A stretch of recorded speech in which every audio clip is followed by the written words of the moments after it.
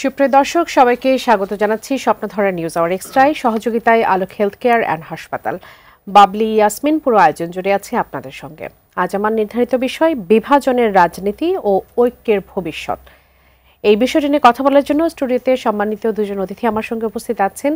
পরিচয় করে দেব তাদের সঙ্গে। স্টুডিওতে আছেন বিএনপির ভাইস চেয়ারম্যান শামসুজ্জামান দুদু, আপনাকে স্বাগত জানাই এই আয়োজনে।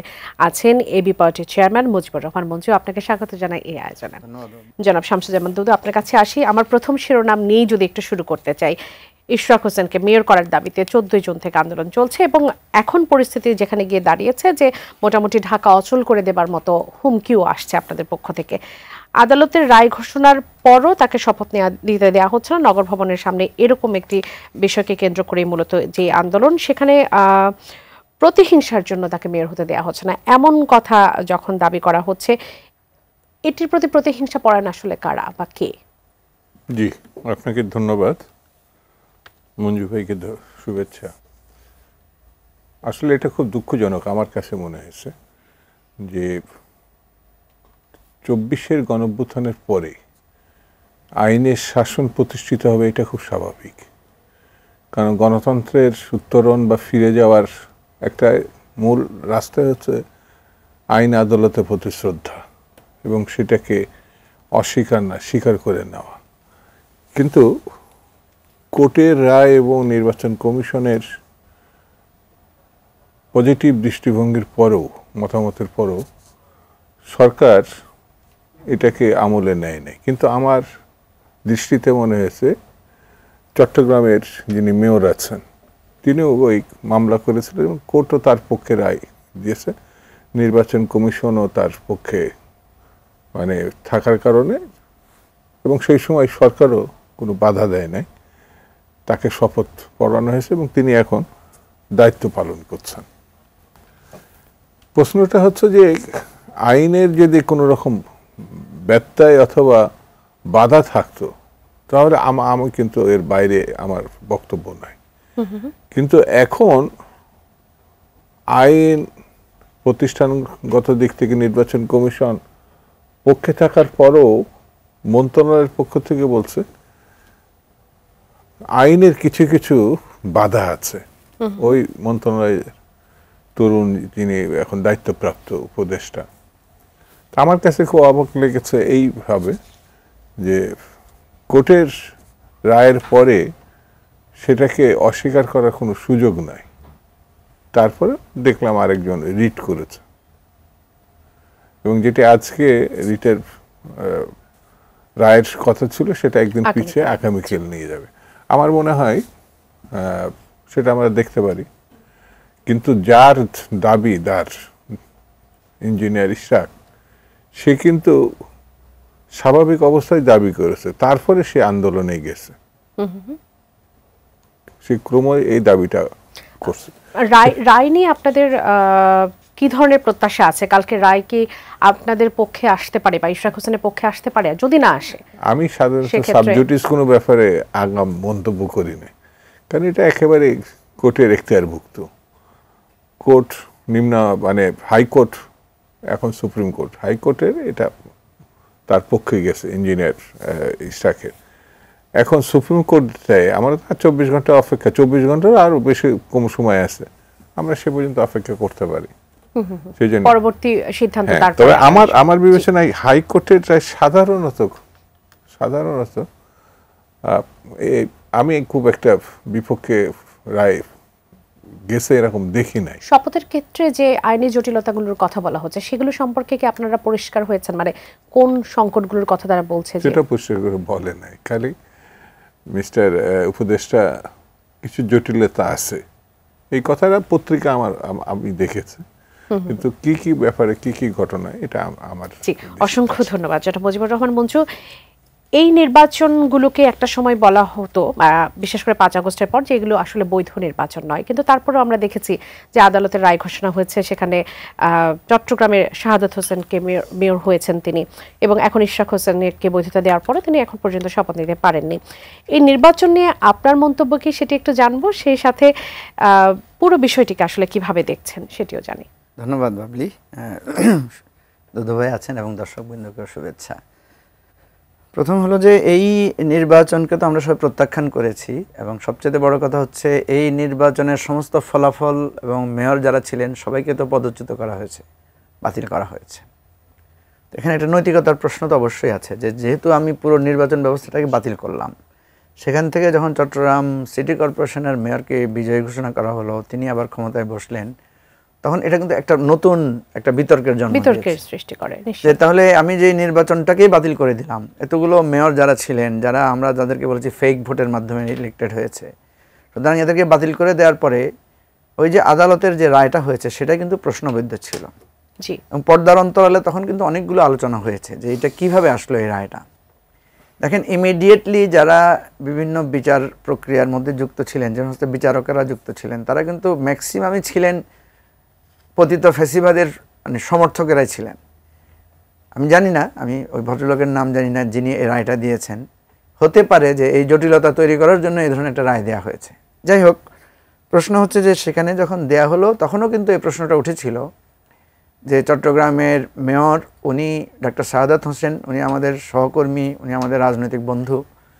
তো ওনার এই মেয়রের এই দায়িত্বটা পালন করাটা বা দায়িত্ব অধিষ্ঠিত হওয়াটা ঠিক হয়েছে কিনা। বিএনপি এই জায়গাটাকে এভাবে নিয়েছে যে যেহেতু নির্বাচনটা হয়েছে কিছুটা মানে নির্দলীয়ভাবে, সুতরাং এটা ব্যক্তির উপরে ছেড়ে দিয়েছে।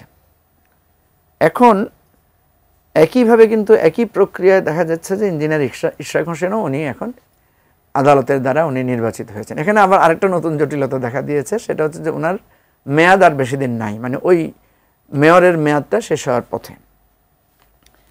এখানে সব কথার মূল কথা হচ্ছে আইন যেহেতু নির্দেশনা দিয়েছে, কোর্ট যেহেতু অর্ডার দিয়েছে, সুতরাং আমরা একটা জায়গায় আসতে পারি যে কোর্টের অর্ডার আছে, এটা একটা বড় ম্যান্ডেট যে কোর্টের অর্ডার আছে। কিন্তু নৈতিকতার প্রশ্নকে তো আপনি কোর্ট দিয়ে সামলাতে পারবেন না। এই প্রশ্নটা আসবেই যতবারই হোক। যেমন আপনার মনে থাকার কথা, 2018 সালের নির্বাচনে বিএনপি যখন নির্বাচন বর্জন করেছিল, প্রত্যাখ্যান করেছিল, এবং তখন যখন তাদের 6 জন বা 7 জন এমপি যখন ইলেক্টেড হয়েছিল, তখন কিন্তু একটা বিরাট বিতর্কের বিষয় ছিল, যেখানে মির্জা ফখরুল সাহেব নিজেই রিজাইন করেছেন। উনি কিন্তু এমপি নির্বাচিত হয়ে শপথ গ্রহণ করেন নাই। পরে ওই ওনার আসনেই কিন্তু আবার রি-ইলেকশন হয়েছে এবং সেখানে আবার বিএনপি লোকেরাই নির্বাচিত হয়েছেন এবং উনি পার্লামেন্টের মেম্বার হিসেবে জয়েন করেছেন। এটা নিয়ে কিন্তু তৎকালীন সময়ে খুব বিতর্ক হয়েছে এবং এই বিতর্কের রেশ কিন্তু তখনই কেটেছে বিএনপি যখন ওই পার্লামেন্ট থেকে পদত্যাগ করে বেরিয়ে এসেছে। সুতরাং আমি এই জায়গাটা স্পষ্ট করে বলতে চাই যে নৈতিকতার প্রশ্নে এখানে ডক্টর শাহাদাত কিংবা ইঞ্জিনিয়ার ইশরাকের যেই না মানে আবার মেয়র হিসাবে পদে বসা বা ওই দায়িত্বটা পালন করাটা এখানে একটা প্রশ্ন তৈরি করবে। আইনের জায়গাটায় যেহেতু আগামীকাল রায় হবে, আগামীকাল রায় হলে এটা একটা আমি আশা করি যে আপনার যে বিতর্কের জায়গাটা শেষ হতে পারে। রায় হলে যদি বলা হয় যে এখানে আরেকটা ঝামেলা, সেটা হচ্ছে যে নির্বাচন কমিশনের কাজ নির্বাচন করা আর স্থানীয় সরকার বিভাগের কাজ হচ্ছে শপথ পড়ানো। তারা এখানে একটা আইনি প্রক্রিয়ার প্রশ্ন তুলেছেন যে শপথ পড়াবেন কি পড়াবেন না। এবং আমরা যেটা দেখলাম যে সংশ্লিষ্ট উপদেষ্টা কিন্তু অনেকগুলো 10টা পয়েন্ট লিখে উনি কিন্তু একটা স্ট্যাটাস দিয়েছেন, আপনার চোখে পড়েছে কিনা আমি জানি না, সেখানে উনি কি কারণে উনি একটা ব্যাখ্যা দিয়েছেন। যাই হোক, আপনার আজকের যে বিষয় বিভাজনের রাজনীতি ও ঐক্যের ভবিষ্যৎ, এখানে আমি দেখি যে এখানে অ্যাকচুয়ালি একটা বিভাজন কাজ করছে এবং এই বিভাজনের কারণেই কিন্তু এই প্রশ্নগুলো বিতর্কগুলো আমাদের মধ্যে উঠছে। আমরা যেহেতু একটা নতুন রাজনীতির স্বপ্ন দেখছি, একটা নতুন রাজনৈতিক বন্দোবস্তের কথা বলছি, আমার কথা হচ্ছে জনগণের মাঝে এটার ইম্প্যাক্ট কি। আমি দেখেছি যে ইঞ্জিনিয়ার ইশরাক হোসেনের পক্ষে বিএনপির একটা বড় অংশ এবং তাদের একটা ফ্যামিলি সাপোর্ট আছে পুরানো ঢাকায়, তাদের একটা ফ্যামিলি ঐতিহ্য আছে, তারা কিন্তু এসেছেন। কিন্তু আপনি যদি পিপলের ওপিনিয়ন নেন, মানুষ কিন্তু এটাকে পছন্দ করছে না। বরং মানুষকে যদি আমরা এটা দিতে পারতাম যে ঠিক আছে আমরা এই লোকাল গভর্নমেন্টটা অকার্যকর হয়ে আছে, আমরা যদি লোকাল গভর্নমেন্ট ইলেকশনটা দিয়ে দিতে পারতাম, সে ফর এক্সাম্পল ধরেন ঢাকা সিটি কর্পোরেশন ইলেকশন হলে অসুবিধাটা কোথায়? আমাদের ঢাকা মহানগরের 2টা সিটি কর্পোরেশনে আমরা যদি ইলেকশন দিয়ে, এবং বিএনপির এখন যে সাংগঠনিক অবস্থা সাপোর্ট যেটা আছে, বিএনপির লোকেরাই তো ইলেক্টেড হবে বলে মানুষ ধারণা করছে। সুতরাং এই জায়গাটা সরকার বলেন বা বিএনপি বলেন, এই জায়গাটা একটা সমাধান করা যেত। সেটা হচ্ছে ঠিক আছে যে ইলেকশন আমরা বাতিল করে দিয়েছি, সবাইকে যেহেতু বাদ দিয়ে দিয়েছি, সো ওইটাকে আর পুরানো কাসুন্দি না ঘেটে আমরা একটা ফ্রেশ ইলেকশন দিয়ে দিলাম, দেশের সকল সিটি কর্পোরেশন বিতর্কহীনভাবে ইলেক্টেড হয়ে গেল, এই আর কি, বিতর্কটা হতো না এবং মানুষ মানুষ সার্ভিসটা পেতো আর কি। পেতো। ধন্যবাদ। আরেকবার একটু জনাব শামসুল আপনার কাছে আসি। ইশরাক হোসেনকে যে মেয়র করা ইস্যুকে কেন্দ্র করে যা কিছু এখন ঘটছে সেটি বলা হচ্ছে যে অনেক বিশ্লেষকরা মনে করছেন যে এটি হচ্ছে এনসিপির সাথে বিএনপির একটা শক্তি পরীক্ষা হয়ে দাঁড়িয়েছে। আপনার কাছে কি মনে হয়?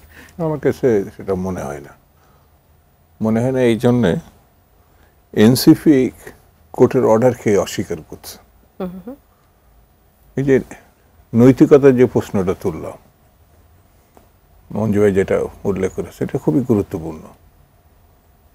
মানে আমার ক্ষেত্রে নৈতিকতাটা, আমি ক্ষমতাবান ব্যক্তি, আমার এটা আড়ালে নিয়ে গেল। আরেকটা ক্ষুদ্রতম ব্যক্তি, তখন নৈতিকতাটা খুবই কঠিন। যেমন কোনো সাজাপ্রাপ্ত ব্যক্তি রাষ্ট্রের শীর্ষ চেয়ারে বসতে পারে না। আচ্ছা, মানে এর থেকে বড় অপরাধ বাংলাদেশে এখানে বিশ্বে কোনো জায়গায় নাই। তাকে প্রথমে আদালতে সারেন্ডার করতে হবে। আদালত যদি বলে এটি সেই সময়ের প্রেক্ষিতে এটি ঠিক হয় নাই, তাহলে সে অপরাধ থেকে মুক্ত হতে পারে। তারপরে অপরাধী না হিসাবে সে শীর্ষ অবস্থানে যাবে। ডক্টর মোহাম্মদ ইউনূস, উনি অপরাধী হিসাবে আদালতের মানে সাজা মাথায় নিয়ে উনি এটা মানে উনি জামিনে ছিলেন। ঠিক হাসিনাও যখন সাজাপ্রাপ্ত মহিলা হিসেবে উনি প্রধানমন্ত্রীর দায়িত্ব নিয়েছিলেন, যখন প্রথম প্রধানমন্ত্রী হিসাবে উনি আসছিলেন। তো আমার কাছে যেটা মনে হয়েছে, মানে আমার রাজনীতিকে, আমার সংগঠনকে, আমার দৃষ্টিভঙ্গিকে রক্ষা করে অন্য আরেকজনকে মানে দৃষ্টান্ত হিসাবে মানে কোণঠাসা করা, এটা এক ধরনের চাতুর্যতা এবং কৌশল। রাজনীতিতে এটা হয় সাধারণত। সেটি এনসিপির ক্ষেত্রে গেল। যখন অ্যাডভোকেট রুহুল কবির রিজভী বলেছেন যে শাহাদাত হোসেন যদি মেয়র হতে পারে তাহলে ইশরাক কি দোষ করেছে, অর্থাৎ সরকার গায়ের জোরে ইশরাককে মেয়র হতে দিচ্ছে না। এনসিপি এবং সরকার দুটোই তাহলে কি একসাথে কাজ করছে এই ক্ষেত্রে? না, এখানে এনসিপি এই জন্যই বলবো না যে সরকার একটা দিছে আরেকটা দেয়নি, এটাই সে উল্লেখ করেছে। মিস্টার রিজভী এটাই উল্লেখ করেছে। এবং উনি যদি এত নৈতিকতার দিকে মানে পরাকাষ্ঠ হন, মানে বর্তমান উপদেষ্টা, তাহলে ওইটা আগে বাতিল করতে পারতেন।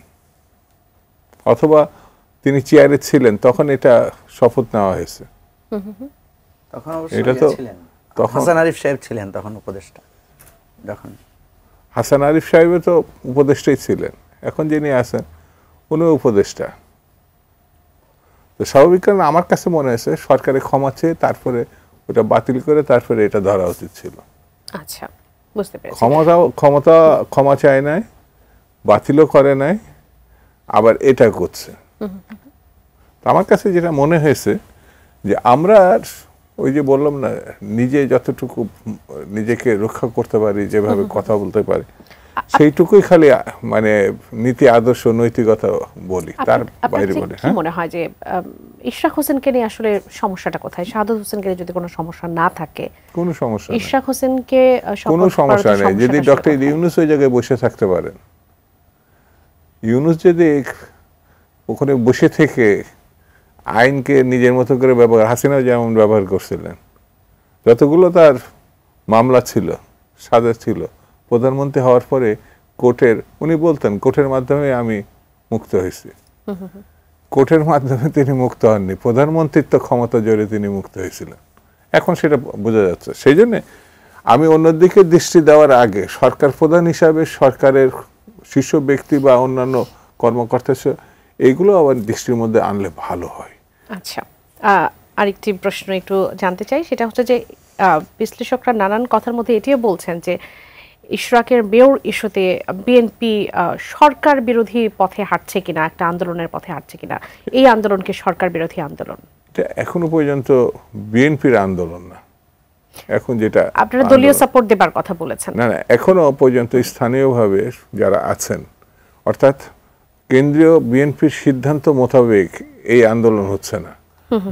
যদি বিএনপির কেন্দ্রীয় সিদ্ধান্ত হতো সেটা আরেকটা ব্যাপার, কিন্তু বিএনপির প্রার্থী হিসাবে সে ইলেকশন করছে, বিএনপি পরিবারের সদস্য হিসাবে সে আছে এবং বিএনপির লোকজন ওখানে আছে, তার মানে অন্যরা নাই।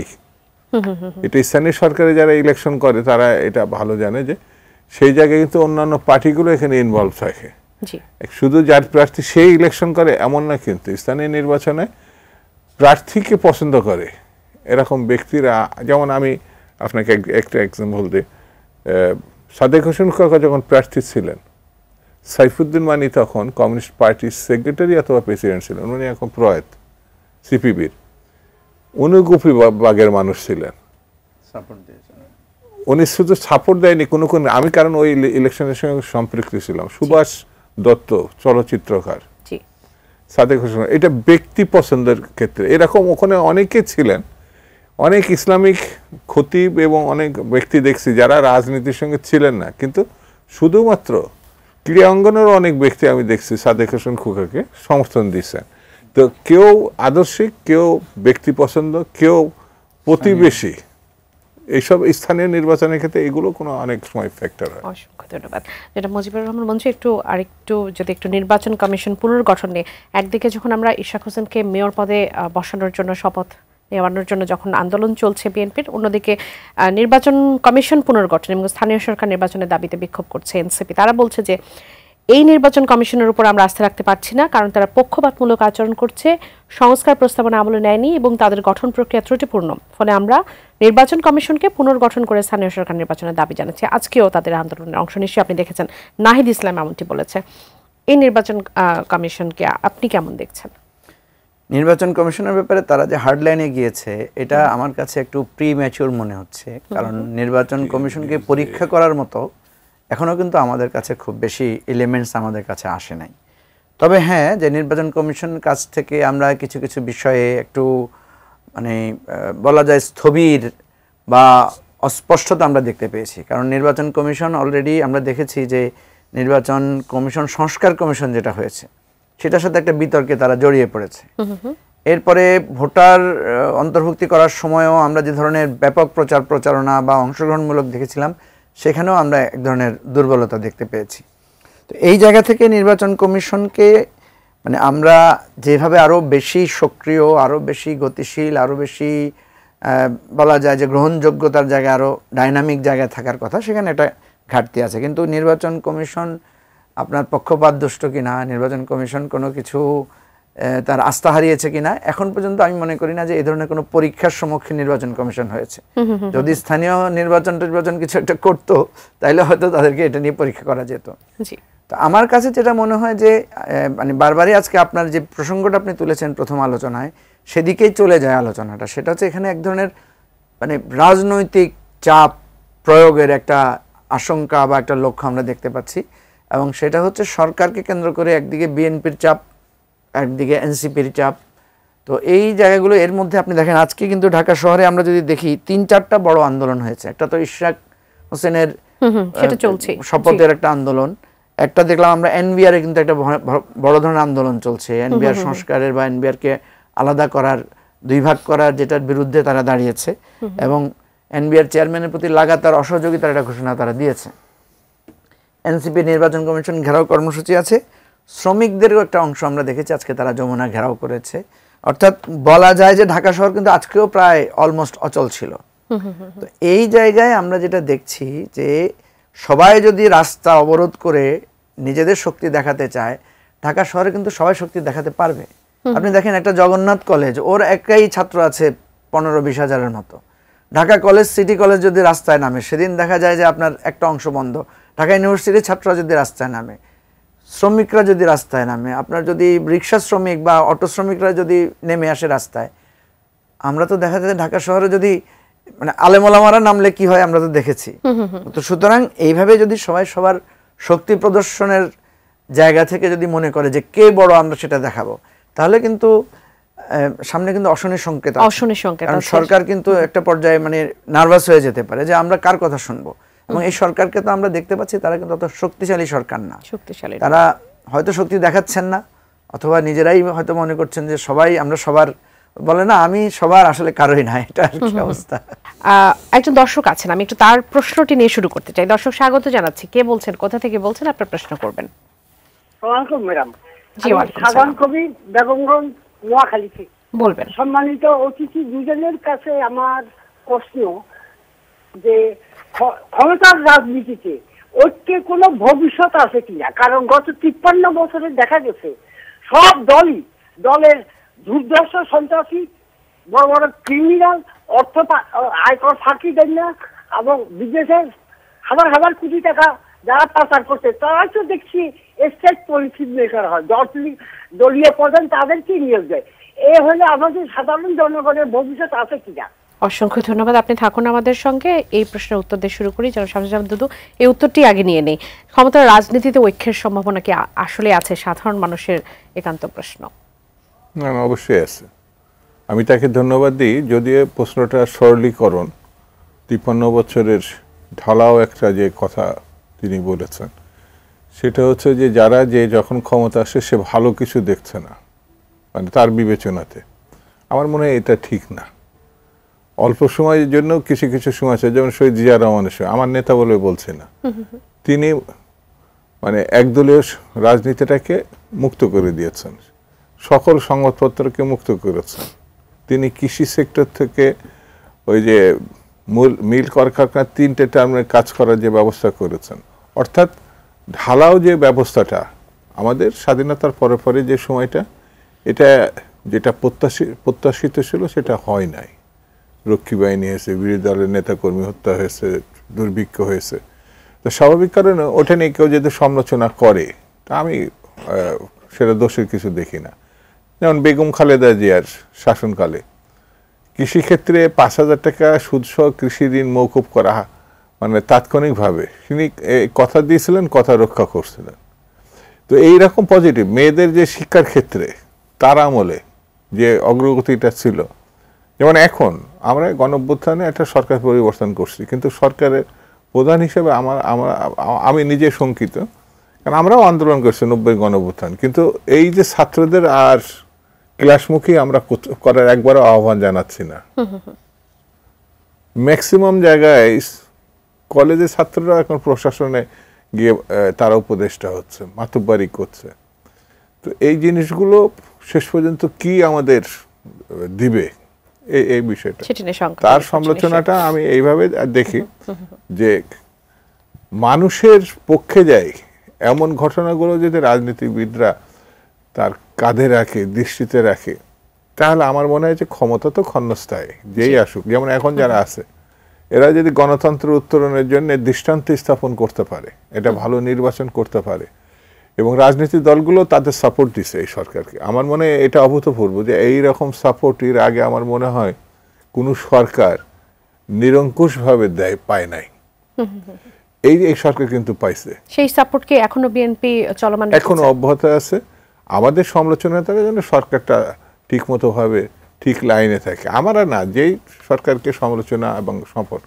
তো এটা রাজনৈতিক একটা দিক, আমরা চাই তার কাছ থেকে ভালো কিছু হোক। জি, আরেকটি প্রসঙ্গ নিয়ে যদি একটু জানতে চাই, আপনারা 31 দফা দিয়েছিলেন, বলেছিলেন যে সাংবিধানিক প্রতিষ্ঠানগুলো পুনর্গঠন করবেন, কিন্তু আপনারা যখন প্রতিষ্ঠানগুলোতে নিজের দলের লোক পেয়ে গেলেন তখনই আপনারা সংস্কারের কথা ভুলে গেলেন। এই কথা বলেছেন এনসিপির মুখ্য সমন্বয়ক নাসির উদ্দিন পাটোয়ারি। ইসির পুনর্গঠন এবং স্থানীয় নির্বাচনের দাবিতে তাদের যে বিক্ষোভ, তিনি সে প্রসঙ্গে বলেছেন। না, তারা তো একটা স্বাধীন রাজনৈতিক দল, তারা নতুন একটি রাজনৈতিক দল। তারা যদি তাদের কর্মসূচি আমার নজরে খুব একটা আসেনি, এইটা এমন একটা রাজনৈতিক দল হিসাবে কর্মসূচি নাই, লক্ষ্য ব্যাখ্যা নাই, একটা রাজনৈতিক দল। তারপরেও আমি ব্যক্তিগতভাবে এমনকি আমার দলের মহাসচিব তাদেরকে অভিনন্দন জানিয়েছে, যদিও তারা এখনো নিয়মবদ্ধ রাজনৈতিক দল না, নিবন্ধিত রাজনৈতিক দল না এখনো পর্যন্ত। এবং একেবারে আমার কাছে ব্যক্তিগতভাবে মনে হয়েছে ঢাকা কেন্দ্রিক একটি সরকার সমর্থিত রাজনৈতিক দল, সরকারকে মানে হেল্প করার জন্য তারা সবসময় ব্যতিব্যস্ত, সরকারও তাদেরকে হেল্প করার জন্য ব্যতিব্যস্ত, এটা আমার কাছে মনে হয়েছে। তা আগামী দিনে ইলেকশন করলে পরে যদি এই যেমন শুধুমাত্র আমার কখনো কখনো মনে হয় শুধুমাত্র এনসিপিকে রক্ষা করার জন্যে, সুবিধা দেওয়ার জন্য এই নির্বাচন করা হচ্ছে না। কারণ নির্বাচন করলে পরে যেমন জামাত ইসলাম একটা মার্কা আছে, যে কোনো রাজনৈতিক দল যারা নিবন্ধিত দল তাদের একটা মার্কা আছে, এবং সেই ইলেকশন কালকে যদি ঘোষণা হয় 15 দিন বা 1 মাসের পরে, তার সমস্যা না। আপনার কি মনে হয় যে ডিসেম্বরে যদি নির্বাচন হয় তাহলে সেই সহযোগিতাকে সরকার করতে পারবেন এনসিপিকে? মানে আপনি এখনো পর্যন্ত সে রাজনৈতিক দল বলে দাবি করছে, আমাদের ও না, আরো অনিবন্ধিত দল অনেক আছে। এই সময়ের ভিতরে বোধহয় 20-25টা নতুন রাজনৈতিক দল হয়েছে, কিন্তু তাকে আলাদা করে দেখা হচ্ছে তাদের সম্পর্কে।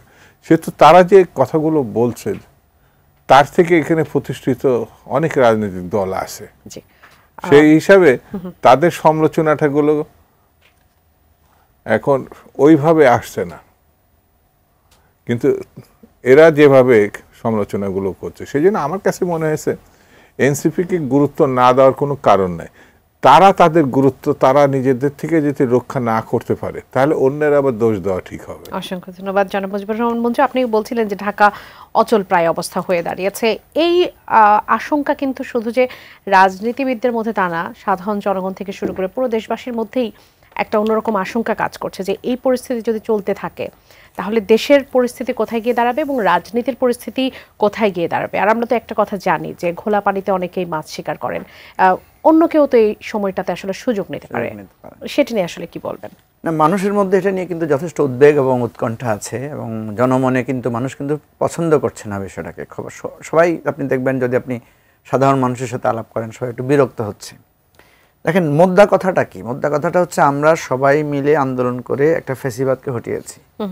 এখন আমাদের চাওয়া পাওয়ার জায়গাটাও কিন্তু খুব বেশি না। আমরা চাচ্ছি যে দেশটা একটু শান্তিপূর্ণভাবে চলবে, আইন শৃঙ্খলা পরিস্থিতিটা স্বাভাবিক হবে, মানুষের জীবনযাত্রার যে একটা অসহনীয় অবস্থা ছিল, লুটপাট হয়েছে, এই জায়গায় একটা স্বস্তিকর অর্থনীতি ফিরে আসবে। আমরা দেশের কিছু মৌলিক সংস্কার চেয়েছিলাম, যেমন আপনি জানেন এটা বিএনপি নিজেও স্বীকার করেছে যে প্রধানমন্ত্রী 2 বারের বেশি হতে পারবে না, 2 কক্ষ বিশিষ্ট পার্লামেন্ট হবে, সংবিধানে মানে 70 অনুচ্ছেদের মানে যে বাধ্যবাধকতা আছে সেটা থাকবে না, এই ধরনের অনেকগুলো বিষয়গুলো আছে। এখন এরপরে হচ্ছে আমাদের একটা সুষ্ঠু স্বাভাবিক নির্বাচনের মধ্য দিয়ে এই সরকার ক্ষমতা হস্তান্তর করবে। কিন্তু এর মধ্যে দিয়ে দেখা যাচ্ছে বিতর্ক শুরু হয়ে গেছে যে নির্বাচন আগে না সংস্কার আগে ইত্যাদি। এটা নিয়ে আমরা গত 6 মাস ধরে টেলিভিশনে সব জায়গায় কথা বলছি। রিসেন্টলি বারবার কিন্তু আবার এটিও আসছে যে এখন আবার নতুন করে আসছে যে আসলে স্থানীয় নির্বাচন আগে না। হ্যাঁ, রিসেন্টলি আপনি যেটা একটু আগে বলেছেন যে বাকযুদ্ধ, রাজনীতিতে বাকযুদ্ধ থাকে, এটা মানুষ এনজয় করে। বাকযুদ্ধটা যদি হয় যুক্তিভিত্তিক এবং সেখানে যদি আপনার সৌজন্যতার সীমাটা থাকে, যখনই সেটা সৌজন্যতা লঙ্ঘন করে বা সেটার মধ্যে একটা অপ্রীতিকর পরিস্থিতি তৈরি হয়, তখন কিন্তু পরস্পরের সম্পর্কটা অনেক ঘাটতি হয়। আমরা একসাথে তো আন্দোলন করেছি, একসাথে তো রাজপথে সংগ্রাম করেছি। সুতরাং এই জায়গায় আমি মনে করি এতদিন যত বাকযুদ্ধ হয়েছে, এতদিন যত রাজপথে আন্দোলন হয়েছে, এখন আমাদেরকে এসে মানুষের জায়গায় মানুষ কি চায় সেটা দেখতে হবে। আমরা দেখিয়েছি যে যার মতো করে মানে ফ্যাসিবাদের পতনের পরে আমরা নিজেরা বিতর্কে লিপ্ত হয়ে এখন একটা জায়গায় এসে আমি মনে করি যে থামার একটা সময় হয়েছে। থামার জায়গায় এসে এখন আমরা গুরুত্ব দিতে চাই দেশবাসীর কাছে, সেটা হচ্ছে একটা সমঝোতা। আপনি দেখেন পৃথিবীর যে কোনো বিশ্বযুদ্ধ বলেন বা যুদ্ধ বলেন, সব কিছু কিন্তু শেষ হয়েছে একটা সমঝোতার মধ্যে দিয়ে, তাই না? একটা খেলা যে প্রতিযোগিতাপূর্ণ হয় সেটাও কিন্তু একটা নিয়মের মধ্যে শেষ হয়। সুতরাং আমাদেরকে এখানে যেতে হবে যে একটা নিয়মের সমঝোতার মধ্যে দিয়ে আমাদেরকে শেষ জায়গায় আসতে হবে।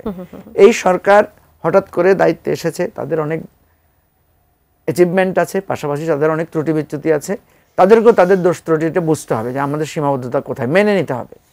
আমরা রাজনৈতিক দলগুলো আমরা লম্বা সময় ধরে আন্দোলন করেছি, ছাত্ররা আমাদের আন্দোলনের পূর্ণতা দিয়েছে। আমাদের একে অপরের প্রতি শ্রদ্ধাশীল হয়ে একটা সমঝোতায় আসতে হবে যে রাষ্ট্রটাকে আমরা আবার পুরনো জায়গায় না নিয়ে একটা নতুন জায়গায় আমরা নিতে চাই।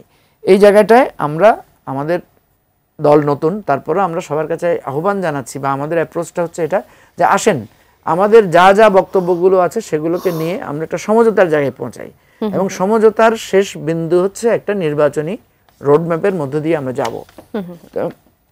এত কিছুর পরেও কিন্তু আমি আশাবাদী, কারণ এই বাংলাদেশের যত কিছুই হয়েছে আমরা কিন্তু কোনো না কোনোভাবেই সেটাকে অতিক্রম করেছি। মুক্তিযুদ্ধে আমরা বিজয়ী হয়েছি, ভাষা আন্দোলনে আমরা সাফল্য অর্জন করেছি। আপনি দেখেন 90-এর গণ অভ্যুত্থানের মধ্য দিয়েও কিন্তু আমরা একটা গণতান্ত্রিক ধারায় ফিরে এসেছিলাম। 2024-এ যেটা হয়েছে সেটা একটা অকল্পনীয় বিজয় আমরা অর্জন করেছি। সুতরাং আমি মনে করি আপনারা যেভাবে আলোচনাগুলো তুলছেন, আমরা এখানে এসে কথা বলছি, এটার মধ্য দিয়ে আমার কাছে মনে হয় যে মানুষের মধ্যে একটা সমঝোতার আকাঙ্ক্ষা তৈরি হচ্ছে এবং এটা যদি আমরা করতে পারি, তাহলে এই যে কথাটা আপনি তুললেন যে রাজপথে মানুষ অস্বস্তিকর পরিস্থিতিতে আছে, আইন শৃঙ্খলা পরিস্থিতি নিয়ে মানুষ উদ্বিগ্ন, বাকযুদ্ধ করে একজন আরেকজনকে অসম্মান করছে এবং কে কাকে কত ক্ষমতা দেখাবে এই ধরনের একটা প্রতিযোগিতা হচ্ছে, এটা কিন্তু মানুষের কাছে একটা সময় কি মানুষ বিরক্ত হবে এবং এখান থেকে একটা সমঝোতার পথও বেরিয়ে আসতে পারে। দর্শক যেমন প্রশ্নটি করছেন সেই প্রশ্নটা আসলে অনেকেরই আমাদের মধ্যে, যে ক্ষমতার যে রাজনীতি সেখানে আমরা দেশের কল্যাণে ঐক্যমত্যটা আমরা কিন্তু সেভাবে দেখতে পাই না, কিন্তু এবারে অভ্যুত্থানের পর আমাদের সেই প্রত্যাশাটা সব থেকে বেশি ছিল, দেশের কল্যাণে জনগণের জন্য মানুষের জন্য ঐক্যমত্যটা আমরা দেখতে পাবো, কিন্তু দিন দিন বিভাজনের রাজনীতি আমাদের চোখে সব থেকে বেশি এখন পড়ছে। বিভাজনের রাজনীতি নিয়ে তো আমরা কোন এগোতে পারি নাই। দেখেন, বিভাজন করে প্রায় সময় দেখা গেছে যে অন্যরা তৃতীয় পক্ষ ক্ষমতায় এসেছে, ঠিক আছে। বিভাজন আওয়ামী লীগ বিএনপির এই দ্বন্দ্বের মধ্য দিয়ে কিন্তু আপনার এরশাদ এসে মাঝখানে ক্ষমতা গ্রহণ করেছে, ঠিক 1/11টাও কিন্তু এইভাবে হয়েছে।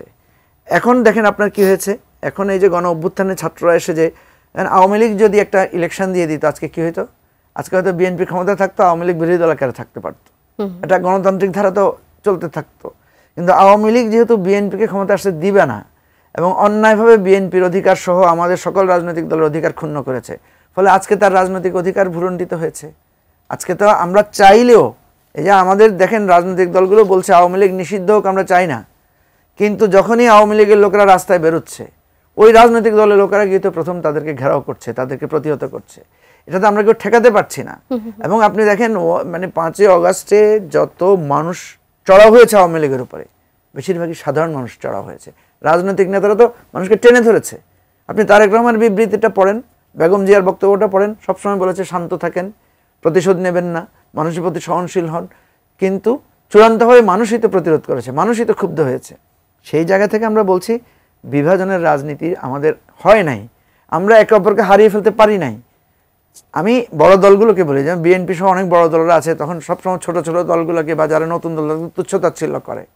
আমার কথা হচ্ছে আপনি তাকে তুচ্ছতাচ্ছিল্য করে আপনি তাকে ভ্যানিশ করে দিতে পারছেন না।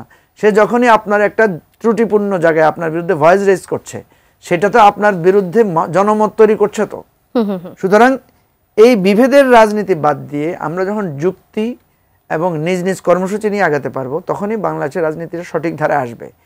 অথচ দেখেন, বিভেদের রাজনীতি করে তো কেউ উপকৃত হয় নাই, বরং নিজেরাই নিজেদের পতনটা ডেকে এনেছে। বাংলাদেশে জনপ্রিয় দলগুলোই কিন্তু ক্ষমতাচ্যুত হয়েছে, একবার বিজয়ী হয়েছে, পরের বার ক্ষমতাচ্যুত হয়েছে। আওয়ামী লীগের মতো মুক্তিযুদ্ধের নেতৃত্বকারী দানকারী দল, আজকে আওয়ামী লীগ রাজাকারদের চাইতে ঘৃণিত হয়ে গেছে বাংলাদেশে।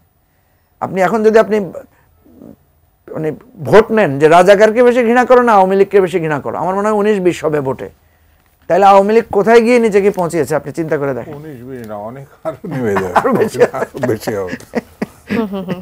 তো এই জায়গা থেকে আমার কাছে মনে হয় যে আমাদের, হ্যাঁ, আমাদের মধ্যে বিভেদ থাকবে, আমরা এক এক মতাদর্শে বিশ্বাসী, এক এক চিন্তার উপর আমরা এক একটা রাজনৈতিক দল গড়ে তুলেছি, আমরা তো সবাই একই দৃষ্টিভঙ্গির লোক না, যার কারণেই তো আমরা আলাদা আলাদা দল করেছি।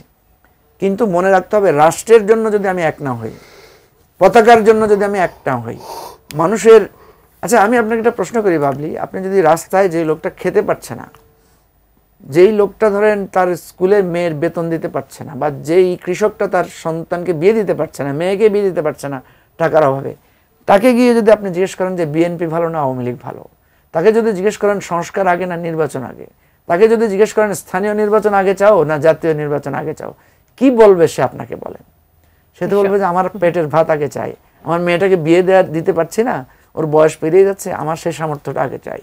তাহলে রাজনৈতিক দলগুলো তো আগে মনে রাখতে হবে জনগণ বাঁচলেই তো ভাই আপনার আমার রাজনীতি। জনগণ যদি না থাকে, ওই যে কথা আছে না, যে আমি সবসময় বলি এটা, যে কবি লিখেছেন না যে ভাত দে হারামজাদা নাইলে মানচিত্র খাবো, সে মানচিত্র বুঝবে না তো আপনার। একদম। তো এই জায়গাটা থেকে আমরা মনে করি বিভেদ অনেক হয়েছে, অনেক তর্কযুদ্ধ হয়েছে, অনেক একে অপরকে অপমান করেছি। এবার আমরা একটু রাইট ডিরেকশনে আসি, একে অপরকে সম্মান করি, বিভেদগুলো দূর করি এবং বলি যে রাষ্ট্রটাকে সবার উপরে দিয়ে, ওই যে আমরা বলি না সবার উপরে বাংলাদেশ, সেটাকে নিয়ে আমরা রাজনীতিটা করি। অসংখ্য ধন্যবাদ। আমাদের সঙ্গে এই মুহূর্তে একজন দর্শক আছেন ফোনে, তার সঙ্গে একবার একটু কথা বলে নিতে চাই। স্বাগত জানাচ্ছি। কে বলছেন, কোথা থেকে বলছেন, আপনার প্রশ্ন করবেন। আসসালামু আলাইকুম। ওয়ালাইকুম সালাম। আমি বলছি মোড়লগঞ্জ থেকে, বাগেরহাট মোড়লগঞ্জ থেকে নয়ন। বলবেন। আমার প্রশ্ন হচ্ছে মঞ্জু ভাইয়ের কাছে যে এখন রাজনৈতিক যে বিভাজন, দলগুলোর ভিতরে যে বিভাজন সৃষ্টি হয়েছে, ত্রিমুখী চতুর্মুখী সংঘর্ষ, এই দাবি অমুকের, এই দাবি অমুকের, এই দাবি অমুকের, এই দাবি দেওয়া, এই ঢাকা শহরে যে একটা কি পরিস্থিতি বর্তমানে বিরাজ করতেছে, এরকম যদি অবস্থাটা চলমান থাকে, সামনের ভবিষ্যৎটা তো অন্ধকার দেখা যাচ্ছে। যদি এরকম রাজনৈতিক দলগুলোর ভিতরে বিভাজন থাকে এরকম, তাহলে আসলে কি তারা বাংলাদেশের পরিস্থিতিটা কি হবে সামনে? কোন সামরিক শাসনের দিকে আগাচ্ছে কিনা, এই ধরনের কোনো সম্ভাবনা দেখতে পাচ্ছি কিনা, তার আপনার প্রশ্নটি পেয়েছি, অসংখ্য ধন্যবাদ। মেরা মুজিবুর মঞ্জু, আপনার কাছে প্রশ্নটি রেখেছি, আমরা একটা ছোট করে প্রশ্ন উত্তরটি নেই। জি, আমরা যখন পলিটিক্যাল সায়েন্স পড়তে গিয়েছি থিওরিটিক্যালি, তখন সেখানে কিন্তু একটা কোশ্চেন সবসময় আসে যে তৃতীয় বিশ্বের রাষ্ট্রগুলোতে কেন সামরিক বাহিনী রাজনীতিতে তারা ফিরে আসে, রাজনৈতিক হস্তক্ষেপে আসে। সেখানে কিন্তু একদম থিওরিটিক্যালি এটা বলা হয় যে রাজনৈতিক ব্যর্থতা, দ্বন্দ্ব, আমলাতন্ত্রের ব্যর্থতা, আইনের শাসনের নানা বিচ্যুতির কারণে এটা হয়। কারণ হচ্ছে কি, সামরিক বাহিনী অলওয়েজ একটা প্রশিক্ষিত, সুশিক্ষিত এবং ডিসিপ্লিন আপনার প্রতিষ্ঠান। আমাদের দেশে কিন্তু এরকম অনেকবার হয়েছে যে আপনার মনে থাকার কথা যে 7ই নভেম্বরে যে বিদ্রোহ হয়েছে, সেনা মানে সৈনিক জনতা ভাই ভাই তারা রাজপথে নেমে এসেছিল, যে একটা বিপ্লবের কথা বলা হয়। কিন্তু সমস্যা যেটা দাঁড়ায় সেটা হচ্ছে সেনাবাহিনী যে ডিসিপ্লিন ফোর্স, তারা যখনই লোকালয়ে চলে আসে, আপনি দেখবেন সেনাবাহিনীতে একটা কথা আছে যে সিভিলিয়ান অ্যান্ড আর্মি, তারা যখন সিভিলিয়ানদের ডিল করার চেষ্টা করে তখন তার মাইন্ড সেট আপে যেটা থাকে যে সুশৃঙ্খলতা, এখানে এসে দেখা যাচ্ছে সেনাবাহিনী 3 থেকে 4 মাসের মধ্যে এসে সে এই জিনিসটার সাথে সে আর অ্যাডপ্ট করতে পারে না, কোঅপ করতে পারে না। ফলে সেনা শাসন 3 মাস, 6 মাস, 9 মাসের মাথায় গেলে দেখবেন আপনি সেনা শাসনটা আস্তে আস্তে ডিক্লাইন করা শুরু করে আমাদের মতো দেশে। ফলে আমাদের দেশে তো হয়েছে, সেনাবাহিনী বারবারই ক্ষমতায় এসেছে, শাসন করেছে। প্রথম সেনাবাহিনী আসার পরে কিন্তু দেখবেন আপনি সবাই সাপোর্ট করে। 111-এর সময় আমরা দেখেছি যে মানুষ প্রথম দিকে সাপোর্ট করেছে। এবং সেনাবাহিনীর অভ্যন্তরেও একটা গবেষণা আছে যে তাদের গবেষণায় দেখা যায় যে 6 মাস বা 8 মাস পরে সেনাবাহিনীর সদস্যরা নিজেরাই করাপশনের সাথে ইনভলভ হয়ে যায়। সেই জন্য সেনাবাহিনী কিন্তু চায় না যে এই সিভিল মানে পাওয়ারে তারা সবসময় এসে এই কাজটা করতে চায় না, কারণ তাদের সেখানে কর্তৃত্বের জায়গাটাতে অনেক সময় ঘাটতি থাকে। তো সেই জায়গা থেকে আমি মনে করব এই গ্লোবালাইজেশনের সময়ে এসে সেনাবাহিনী এই ধরনের রাজনৈতিক পরিস্থিতিতে এসে তারা ক্ষমতা গ্রহণ করতে চাইবে না, চায় না, এবং চাইলেও দেখা যাচ্ছে এটা সাস্টেনেবল হয় না। এটা বরং সেনাবাহিনীকে একটা সময়ে সেনাবাহিনীর প্রতি যে জাতীয় ঐক্যের প্রতীক, তাদের প্রতি যে মানুষের আকাঙ্ক্ষা, সেটা নষ্ট হয়ে যেতে পারে। জনাব শামসুজ্জামান তুতু, আমাদের বর্তমান যে উপদেষ্টা পরিষদ আছে তাদের বিভিন্ন সময় বিভিন্ন উপদেষ্টাকে নিয়ে নানান বিতর্ক ছিল এবং আছে। একেবারে জাতীয় নিরাপত্তা উপদেষ্টা খলিলুর রহমানকে নিয়ে এখন নানান বিতর্ক চলছে, বিশেষ করে তার বিদেশি নাগরিক হওয়া প্রসঙ্গ নিয়ে কথা হচ্ছে, করিডোর প্রসঙ্গেও তিনি আজকে এই বিষয়গুলো নিয়ে কথা বলেছেন। বিশেষ করে বিদেশি নাগরিক প্রসঙ্গে তিনি বলেছেন যে আমার একমাত্র জাতীয়তা সেটা হচ্ছে যে বাংলাদেশে, আমার আমেরিকান পাসপোর্ট নেই। যদি আমাকে বিদেশি নাগরিক বলা হয় তাহলে তো তারেক রহমানকেও বলবে, কারণ তিনিও তো দেশের বাইরে থাকেন। আমাকে ঢিল মারলে সেটা তারেক রহমানের উপরে সেই ঢিলটি পড়বে। তিনি তার নাগরিকত্ব প্রসঙ্গে এটি বলেছেন। সেই বিষয়টি সেই সাথে করিডোর প্রসঙ্গে বলেছেন যে বাংলাদেশের অন্তর্বর্তী সরকারের রাখাইনের জন্য করিডোর নিয়ে সরকার কারোর সাথে কোনো কথা বলেনি, বলবেও না। তবে বাংলাদেশের ভেতর দিয়ে ত্রাণ সরবরাহের একটি চ্যানেল হতে পারে, করিডোর নয়, চ্যানেল বা পাথওয়ে তৈরির জাতিসংঘের প্রস্তাব বাংলাদেশ বিবেচনা করছে।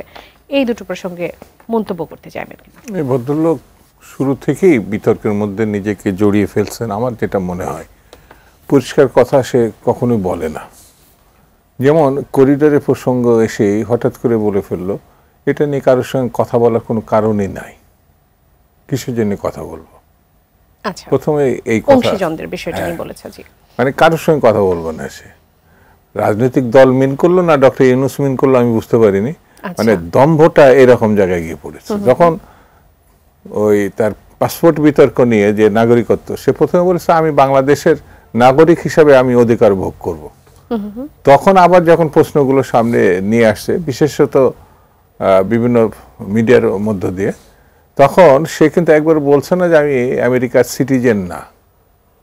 আমাদের দেশে একটা জিনিস আছে যে আমেরিকান এই বাংলাদেশের বংশোদ্ভূত আমেরিকান সিটিজেন যদি থাকে না, তারা ইচ্ছা করলে দ্বৈত নাগরিকত্ব নিতে পারে। আচ্ছা, বাংলাদেশের নাগরিকত্ব অ্যাপ্লাই করলে সরকার বিবেচনা করলে সে পায়। তো স্বাভাবিক কারণে ওর দ্বৈত নাগরিকত্ব যে নাই এটা কিন্তু সে বলছে না। পরিষ্কার করছেন ওই জায়গাটা, শুধু বাংলাদেশের দিকটা তিনি বলছেন, বাংলাদেশের। এবং এই করিডোর এবং বন্দরের যে মানে বিবেচনা বোধ, মাথার কাজ, সেটা হচ্ছে এই মিস্টার শফিকের। এখন তিনি এই চাপের মধ্যে তিনি এটা অস্বীকার করছেন। হ্যাঁ, খলিল সাহেব। তো খলিল সাহেবের আমার কাছে মনে হয়েছে যে কিছু কিছু জিনিস আছে যেটি রাজনীতিবিদ, সরকার বা প্রশাসন বিশেষজ্ঞ পর্যায়ের সঙ্গে আলোচনা রাখতে পারে, কিন্তু সিদ্ধান্ত গ্রহণের ক্ষমতাটা, যেমন এটা একেবারেই স্বল্পকালীন অন্তর্বর্তীকালীন একটা সরকার, রেগুলার কাজগুলো সে করতে পারে কিনা। আমরা জানি যে এটাই প্রথম সরকার না আমাদের, 90 আমাদের গভর্নর অভ্যুত্থানের পর একটা সরকার ছিল। সেই জন্যে করিডোরটা খুব মারাত্মক আমার কাছে মনে হয়েছে। এটা মানবিক করিডোর বললো, আসলে যুদ্ধের মধ্যে নিজেকে ঢুকিয়ে নেওয়া। আর বন্দর, আমাদের খুব বেশি সম্পদ নাই, আমাদের সম্পদগুলো যেগুলো আছে সেগুলো জাতীয় সম্পদ, এবং সেগুলোকে ব্যবহার করে এই যে এক বন্দর ব্যবস্থাপনা ব্যবহার করে সিঙ্গাপুর কোথায় উঠে গেছে। আমাদের সমুদ্র দিছে আল্লাহ, বন্দর, এই জিনিসগুলো যদি পরিকল্পিতভাবে আমরা ব্যবহার করতে পারি, স্বচ্ছতার সঙ্গে ব্যবহার করতে পারি, আমার ধারণা এর থেকে বাংলাদেশ লাভবান হবে। তো এইটি একটা আলোচনার একটা ঘটনা আছে, মানে সেই ঘটনাগুলো ছাড়াই সেই জায়গাটায় কিন্তু নির্বাচিত সরকারের প্রসঙ্গ আসছে। তো এই যে নির্বাচিত সরকার, ভোটিং পাওয়ার, এইগুলো থেকে শেখ হাসিনার কৌশলে, তখন তো এটা একের পুরোপুরি জালিয়াতি, নির্বাচন এমনভাবে দেখাইছে যে আমি তো নির্বাচিত সরকার, আমার জনগণ তো ভোট দিয়েছে। কেমন ভোট এসে দেশের প্রতিটা মানুষই এটা জানে। তো এখনো আমরা ওই দিকে যাচ্ছি না। তো সেই কারণে আমার কাছে মনে হয়েছে এখন বিশেষ করে সময় কিন্তু বয়ে যাচ্ছে।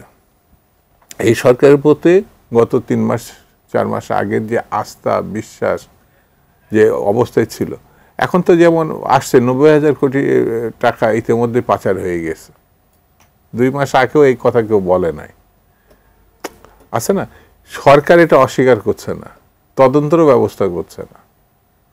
ইদানিং আমার এমন কথা কাগজে দেখলাম যে আমাদের এক তরুণ তা প্রাডো চালাচ্ছে, নতুন রাজনৈতিক দলের। তো তাকে জিজ্ঞেস করলে সে খুব স্বাচ্ছন্দ্যে বলে দিলে এটা আমার জামাত দিছে,